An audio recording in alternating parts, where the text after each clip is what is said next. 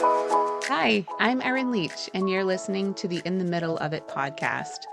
This is a space for the ambitious woman navigating the beautiful, messy intersection of motherhood, business, and spirituality. We're here to get real about what it actually looks like to build a life that feels aligned from the inside out while moving through the seasons that stretch and shape you into the best version of yourself. So whether you're in a season of high-speed growth or quiet reflection, you're exactly where you're supposed to be. Let's get ready for this week's episode. Hey friend, welcome back to In the Middle of It. I'm Erin Leach, and if you're new here, I'm so glad that you have found my little corner of the internet here. If you've been listening for a while, though, this episode is going to kind of wrap up the sort of informal series that I have been on since basically the beginning of the year. And today I want to pull it all together, connect all the dots with everything that we've talked about, the grief and ambition, mental load, and mom guilt, and all the inner work as well that's just woven into all of this, and kind of bring it home, bring all of this into one place. So let's get into it then. I want to start with the story and the concepts that we're told as moms. This whole idea of bouncing back, as if there is a way to go backwards, which, if you ask me, you're never going back. It sounds really intense, but it's true. We hear this all the time, getting back to your pre-baby body and going back to work and all of those things. And while sometimes it can be true that yes, you can go back to your same job after you have your baby, but in pretty much every other sense of the word or phrase, bouncing back or going back to who you were before just ain't gonna happen. Your body is never going to be the same. My feet are a size 9 now, and they have never been a size 9 unless the brand of shoe ran small. It's same as, our hips and our rib cages. Like, I've learned so much about our bodies that it just does not go back to the way that it was before. It's like when you go on vacation and you can fit all this stuff in your suitcase, but on the way home, ain't no way all of that same stuff is fitting in the suitcase just the way that it did. It's kind of similar to that with our bodies postpartum and after having multiple babies, especially. It's just not going back. And the sooner that we can embrace that, the better. And especially in the context here of our identity. I've talked about it earlier in this series. In episode 10, we talked about the 3 truths for ambitious moms, redefining herself. And one of them was that the shift that happens when you become a mom isn't just an adjustment. It's truly a gauntlet. It's the most intense kind of shift and transition that most of us are ever going to go through. I've been thinking about that word transition a lot lately. I just saw something on social media maybe last week or so talking about the transition phase of labor. And this post just really stuck with me because it was saying that this final phase of labor before you deliver, that is literally called transition, you think that it's because you're transitioning from labor to delivery. Like, yes, in a literal, logical sense, yes, that is true. But on a deeper level, this post was saying that this is the most intense, disorienting, you just can't quite catch your breath kind of a feeling, kind of an experience. And your body is doing something that it's, I would argue, never done before, even if you are having your second, third, fourth kid, because again, you're just never the same person and you're never the same mom with the same body.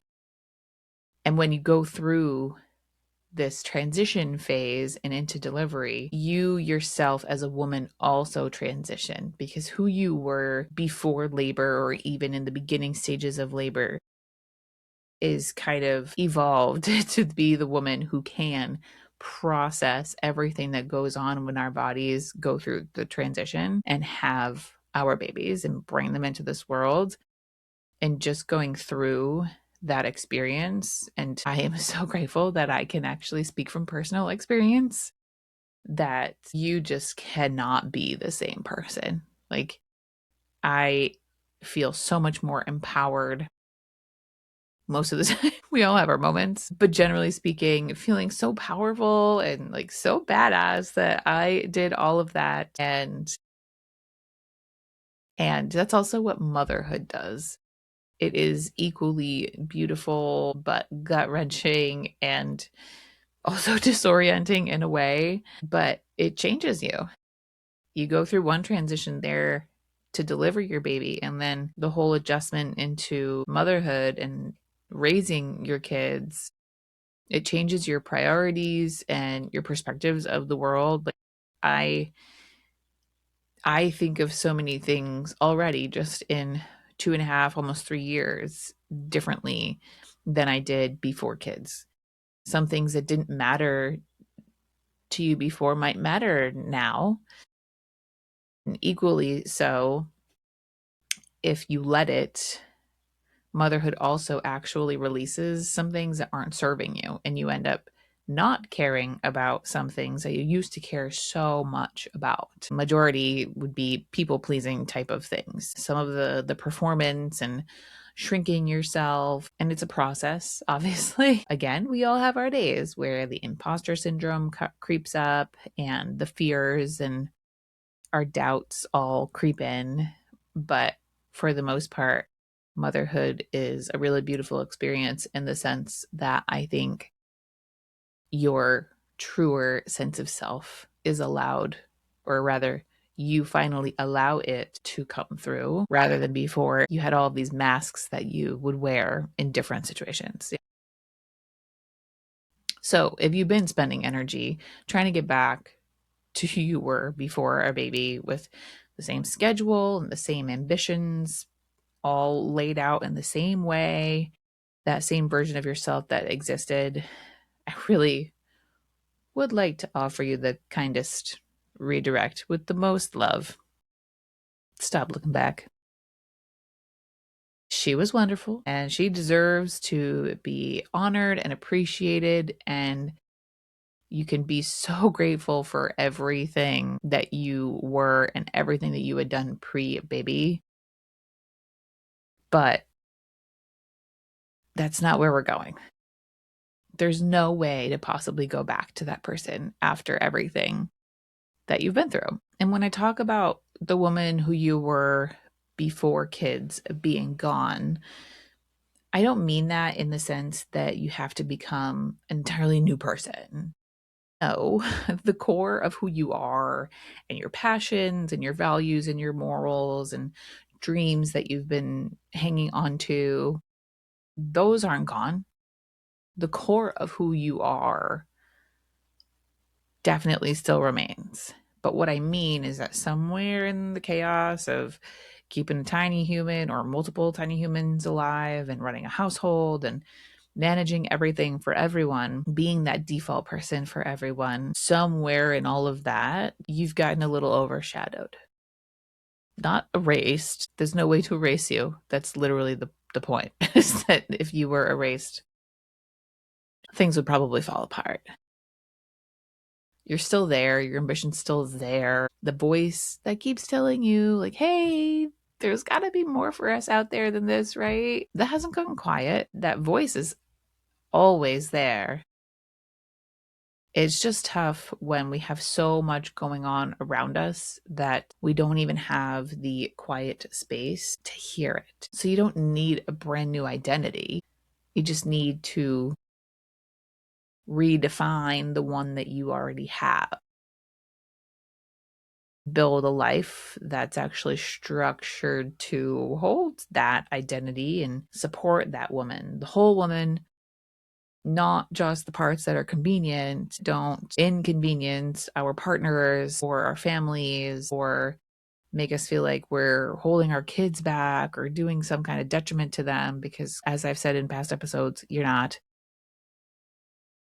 But the process of reclaiming, redefining your identity takes a lot of the inner personal work and mindset and all of that, which is something that a lot of women are uncomfortable admitting that they need, and especially like actually taking action on. And it's not therapy, although I'm always here for therapy, will always support that and love my therapy experience. And therapy can certainly complement this work and journey of redefining yourself and rebirthing yourself, life after kids, or really life with kids. But this kind of inner work is actually a little strategic in a way, looking at stories that you've been telling yourself about why you can't or why now isn't the right time, why you got to wait till the kids are older or finances are better, partners on board, whatever story that you're telling yourself, because those stories are not facts. That is for sure. That is the overshadowing. That's where the overshadowing actually shows up. And until you metaphorically look them in the eye, there is no self help book, there is no business strategy that's really going to change. And that's actually the whole point of literally me sitting here and recording this podcast and building this coaching practice the way that I did. If you go back and listen to some of the earlier episodes in this series, and even like just in general, earlier episodes in the podcast, I have talked a lot about this identity concept, and I'm kind of like loosely calling it the identity led pivot, TBD, if that's going to stick around. But it's just the idea that who you are internally has to shift before the external strategy is actually going to stick. And I've watched this play out over and over and over again, especially in my own story, obviously, from my personal experience, but also a lot of women that I know and love. And here's usually what happens, more or less. You have this dream. Maybe it's a business or a creative project, a career pivot. It doesn't necessarily mean that you're self employed or you want to be, but there's something that you've been low key obsessing over for longer than you want to admit. That thing that just like keeps popping up in your mind that you get these random spurts of ideas for, random like little light bulb moments. And maybe you've tried to take action towards that. And usually that looks like just adding it on top of everything else that's already on your plate. And you've tried productivity systems, you've bought different planners. If you're like me, you've gone through so many planners over your lifetime, it's not even funny. You're trying to utilize those precious moments after bedtime. You're doing all the things, but it doesn't go anywhere. Or it does go somewhere for a little bit, but then things kind of like taper off, and you end up telling yourself this story that you're not disciplined enough, or it's not the right time, or you know what, maybe this just isn't meant to be. But really, you're not undisciplined. It's more so about being depleted. And you've been trying to build something brand new on a foundation that was not designed to hold that. Your family life and your family rhythms right now were not created around this ambitious mom that you are. Again, because we just get swallowed up by this family life and being a new mom. And we ourselves as moms bend and adapt to what our family needs rather than the other way around. So the solution to expanding and strengthening this foundation is not a new marketing strategy. It's within our home. It's the mental load, the invisible list of tasks that you're holding in your head. And it's this martyr kind of complex, this martyr mindset where we sacrifice ourselves in all of the ways for our family, like from preconception, from trying to conceive, if not even before that. We do so many things for our family to thrive. We take all the vitamins, or you change your diet, you exercise more so you have a healthy body to carry this baby, maybe even just to conceive itself. Obviously, all of the sacrifice physically and emotionally that we go through being pregnant, and again with delivery and then postpartum recovery, like there is so much of ourselves that we give to our family that it almost kind of just sets this new norm that that's just what we do. But no, that's how we lose ourselves in the process. And then suddenly one day you look around and you're like, what? What about me? Where did I go? Or you just have this day where you just finally hit your limit and you snap, and you might be lashing out and saying, well, what about me? What about my time? What about my personal time? What about my fulfillment and my needs? No one knew what you needed because it just kind of shoved it aside and said, again, like when the kids are older, or when I have more time, when we have more financial ability, I can hire childcare or do this, do that. So then I can do XYZ thing. And that whole mindset of sacrificing ourselves for the betterment of our family, first of all, does not actually better our family. Talked about that last week.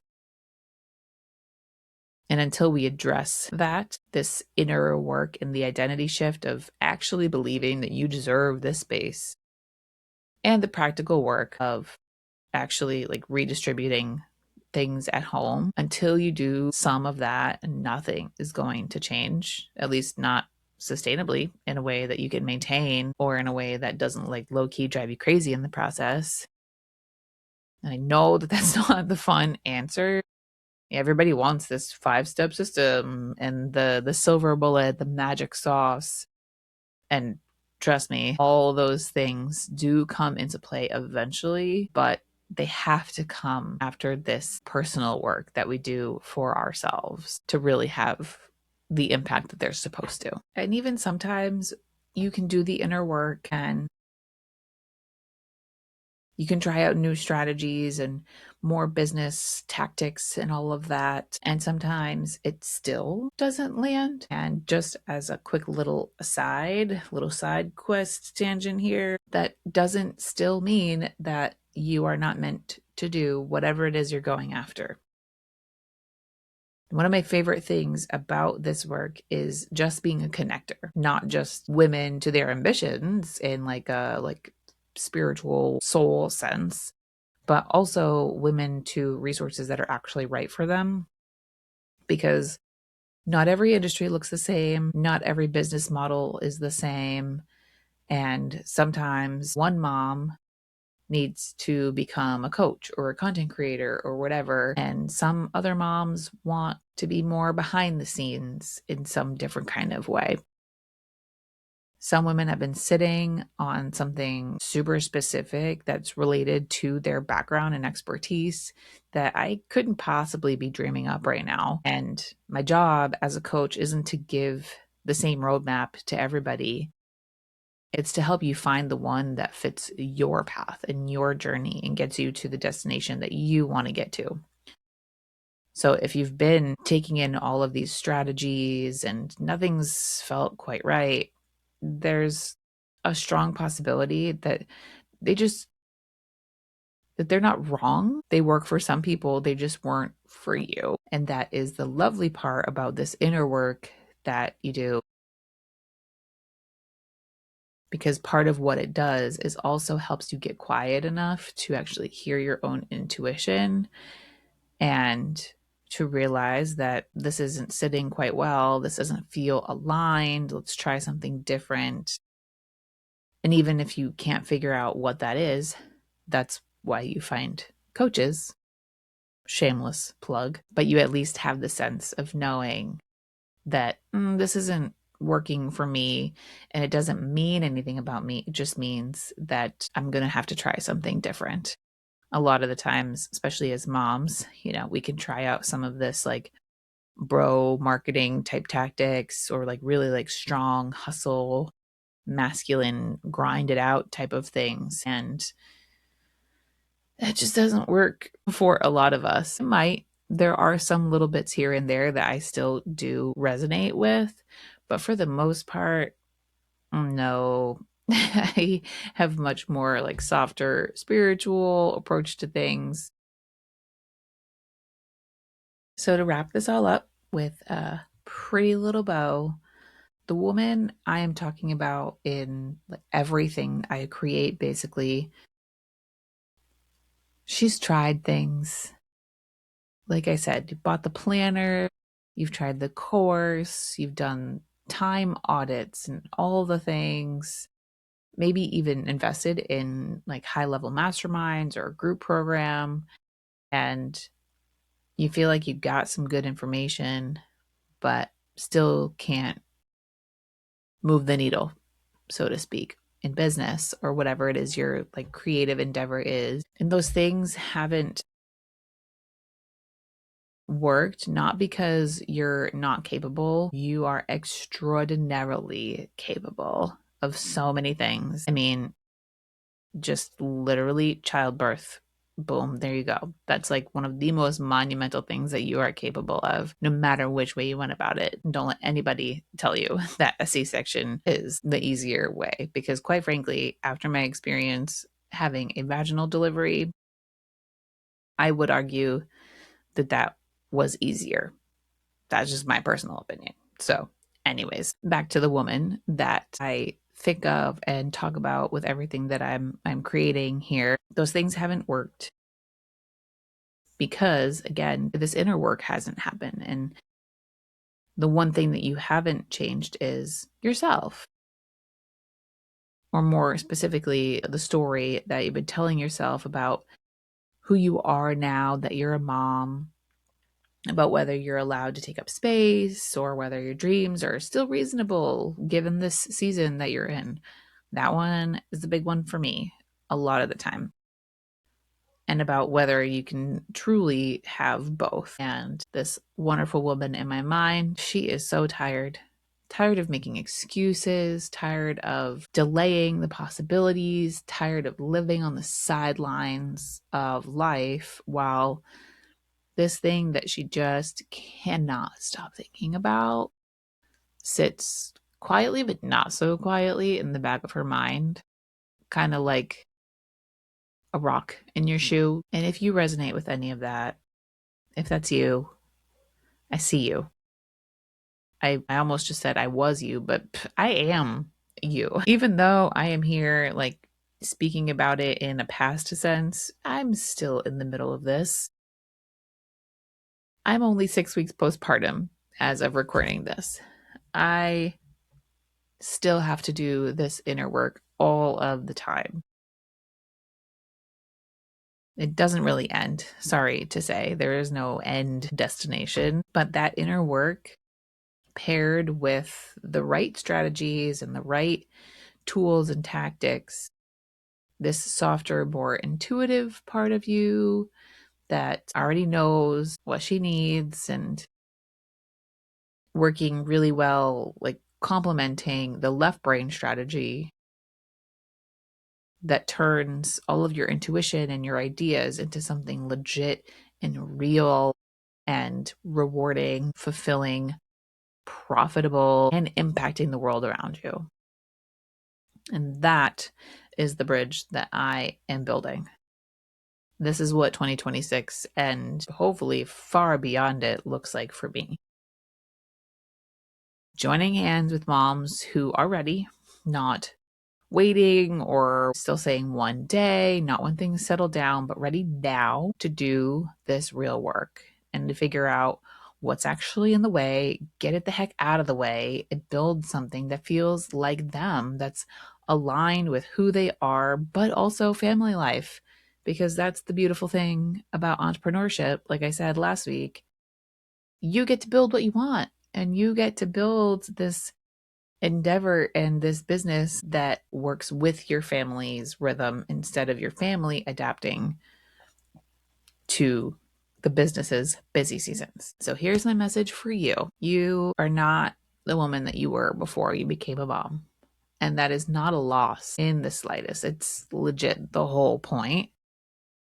the woman that you are now, who's been through this gauntlet that I speak of and sat in the grief, whether you realize it or not, of who you once were and came out on the other side, who keeps feeling this pull towards having more in life than just motherhood. She is so incredibly powerful. She just needs some space to breathe. You're not going back to who you were. You are rising from the ashes of all of the identities that came before this one, all of the life that you've lived. And there are some really, really beautiful things waiting for you down the road if you're willing to start taking the baby steps. If you're willing to just start before you feel completely ready and just get after it. So if you've been listening along and you want to talk about what it would look like to actually do this work together, my door is always open figuratively. My DMs are always open, every inbox on all the platforms. I have a new website up and running now where you could find out more information about just what I'm doing lately and specifically about a coaching program that I have called Matriarch Rising. And if nothing else, if you just take one thing from today, let it be this. Stop waiting for the version of yourself who feels ready. It is not a destination. Readiness is not a feeling that you suddenly have one day. Readiness is a choice, a decision, and you are allowed to make it right now, in the middle of it, exactly as you are with everything going on around you. Because being ready does not mean that tomorrow you have this monumental change in your life. Being ready and deciding to start taking action just means that you're going to create a new Instagram handle for this thing that's been on your mind. Or you're just going to talk with Gemini AI about what it would be like to start XYZ kind of business. It does not have to be anything groundbreaking. You can literally just take one tiny little baby step, because how do you run a marathon? 26.2 miles, but it's just one step at a time. Thank you so, so much for sticking with me through this series that has come to be. As always, I am Erin Leach. This is In the Middle of It, and I'll see you next week. Thank you for listening to In the Middle of It. If you found some inspiration in this episode, I'm sure it'll inspire others too. So head over to your podcast player, hit that subscribe or follow button, and leave a 5-star rating or review. It might seem small, but your review will help more women find these conversations and join our empowering community. You can also empower the women closest to you with a simple, "Hey, this made me think of you." So text this episode to a friend, or maybe even your mom. Whoever in your life is also in their own messy middle. You can even take a screenshot of this episode, tag me at I am Erin Leach, and post it to your stories. I can't wait to connect with you online until we meet back here again next week for the next episode of In the Middle of It podcast.